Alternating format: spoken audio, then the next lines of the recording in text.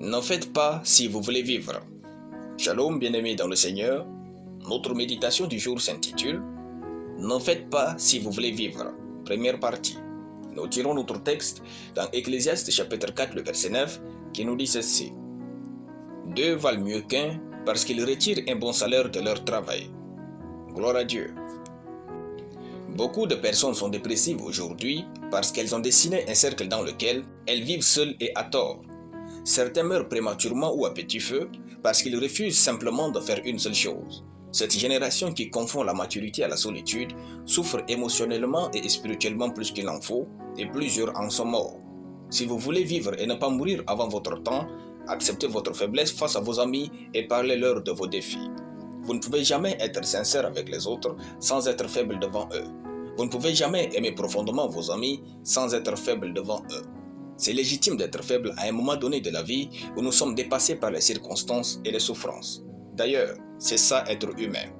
Plus tôt vous réalisez que vous ne serez jamais réellement vous si vous n'admettez pas vos moments de faiblesse, mieux ce sera pour vous.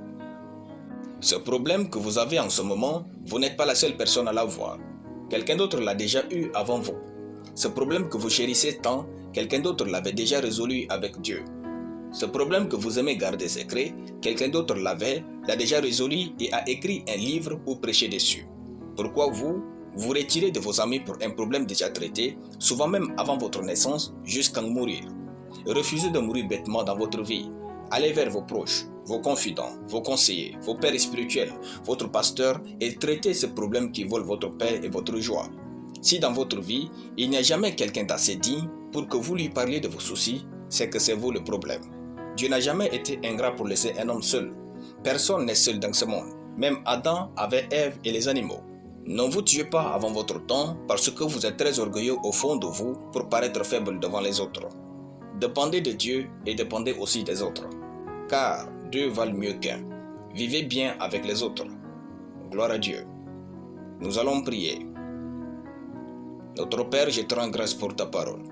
Je déclare que je suis épanoui dans mes amitiés. Ma vie est bénie, prospère et paisible au nom de Jésus. Amen. La lecture biblique en une année, Josué chapitre 7 à Josué chapitre 9. Soyez bénis, c'était le pain du ciel.